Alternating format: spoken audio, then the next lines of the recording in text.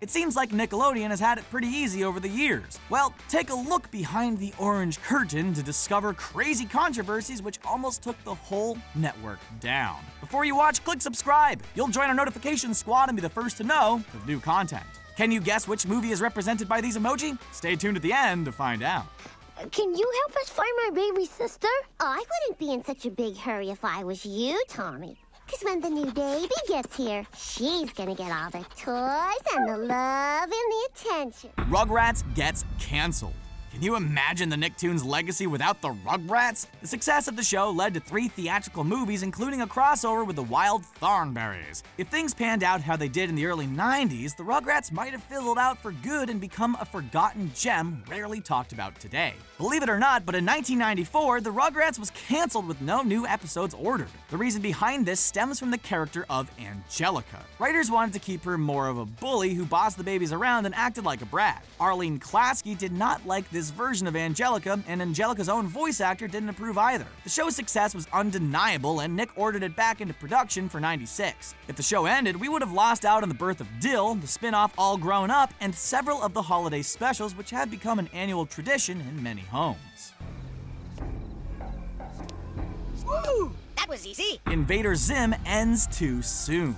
In the early 2000s, Nickelodeon was looking for more gritty Nicktoons that could push the limits when it came to style and content. Well, they got exactly what they wished for in the form of Invader Zim. The bizarre show follows Zim, the alien, as he invades Earth and uses a hodgepodge of technology to try and take it over. The show's outlandish plots and unique animation design helped it stand out from the lighter tones on the channel. Midway through season 2, Invader Zim ceased production out of nowhere. Several episodes, already written and storyboarded, were completely lost and abandoned.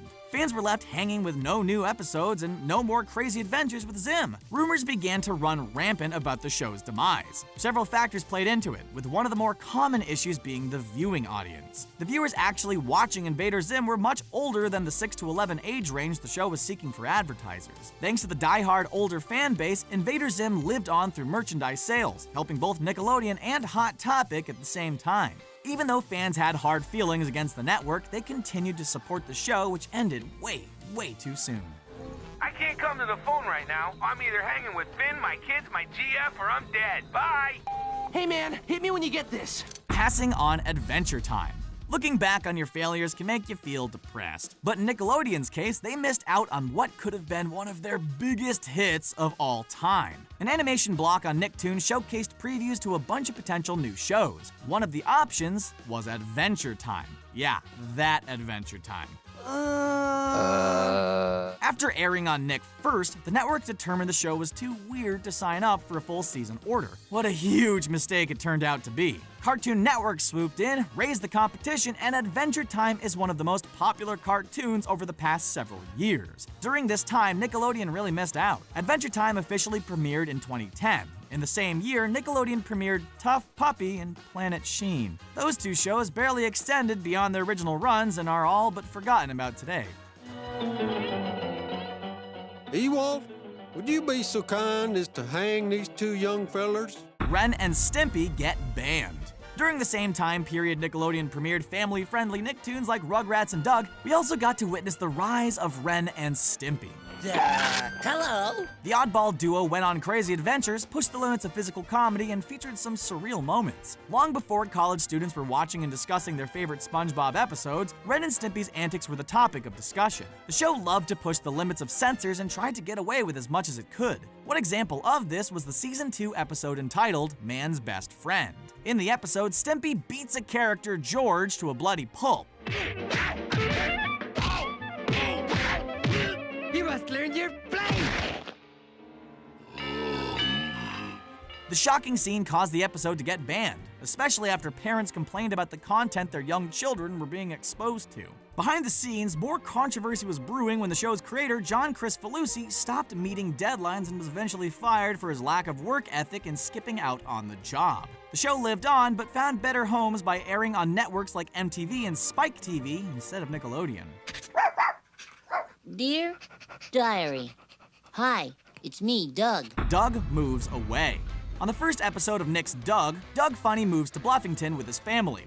4 seasons into the hit Nick show, Doug and his family would move again, but not out of Bluffington. In a rare move, Disney purchased the rights to Doug and produced their own version of the show for a Saturday morning lineup. The move was truly unprecedented, but it also came with a lot of criticism. Nick lost a lot of their Saturday morning viewers as Doug aired alongside Recess and Pepper Ann. Fans were critical of some of the creative changes the show made, but Disney did what Nickelodeon should have and produced a feature-length Doug movie. Budgeted at only $5 million, the movie went on to make around $20 million in just theaters alone. Disney profited huge off of Doug, and Nickelodeon was left with a huge mistake on their hands. In the end, Disney ended up with around just as many episodes and the built-in audience to enjoy the show. As multiple shows begin making television comebacks and revivals, maybe Nick can correct their error and get the rights to Doug once again.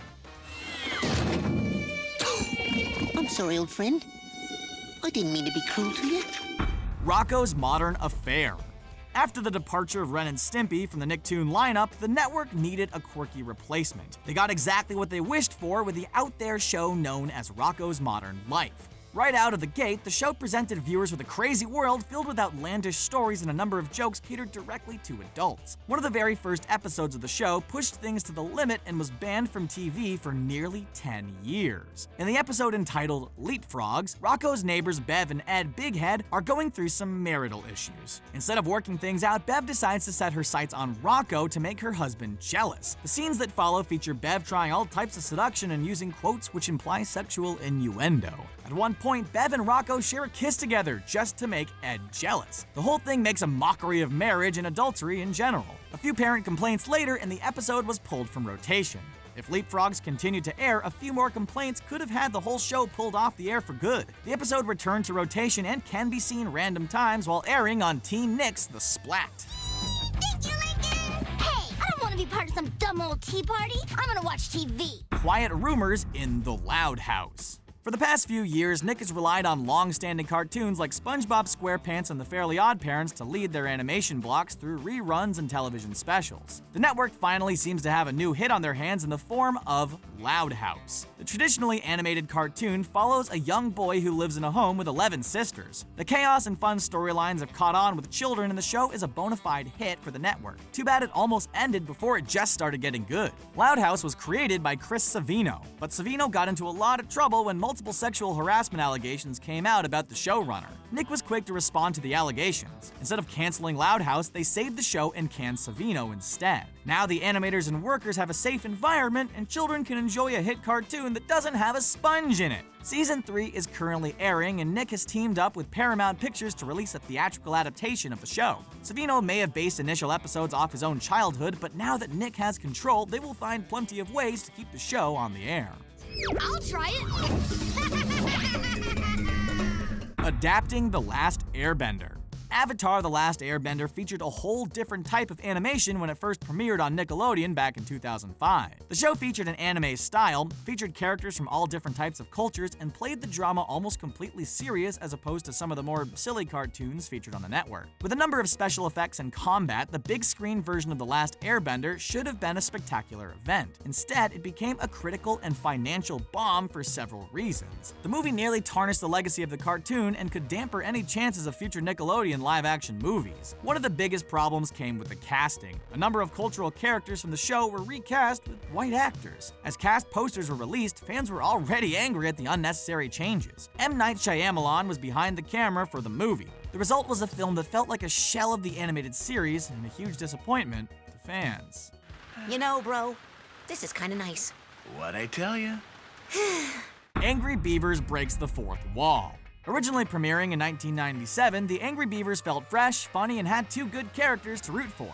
Lasting for 4 seasons, the show provided a lot of comic relief and fit in nicely with other animated shows like Real Monsters and Doug. By the 4th season, the show ran its course and had plenty of episodes set for syndication. The creators of the Angry Beavers were informed of the cancellation and decided to create a very special finale. The only problem? No one would get to see it. The Angry Beavers series finale pretty much broke every rule Nick has for their cartoons. Back in the day, Nick didn't want any true series finales for shows. The final episode was supposed to be just a regular episode, and things could get tied up in a movie or television special if it needed to. Well, in the Angry Beavers episode, the characters learn they are cartoons and are getting canceled from television. They spend the episode trying to escape their fate and often break the fourth wall, another big no-no back in the day. Well, the Beavers probably got angry as the show was pulled and has still never aired, but storyboards from the episode were released. Huh? Patrick, check it out! Whoa! Climate change in Bikini Bottom. SpongeBob Squarepants would probably never be considered a highly political show, but there was a time when an episode made news headlines both on TV and online. The episode itself isn't even an official episode that aired on TV, but rather an educational short produced for children to discuss the impacts of humans on global warming. Entitled The Endless Summer, the story follows Mr. Krabs as he tries to increase his carbon footprint by releasing extra emissions into the air. His goal is to make Bikini Bottom so hot that everyone pays to use the newly installed pool at the back of the restaurant. The short itself is very educational, teaches children basic concepts, and has been used in numerous classrooms. If Fox News had their way, the whole thing would have been pulled from the air and never shown again. The news network claimed the episode feeds into a conspiracy that humans are the cause of increased global warming. Yay.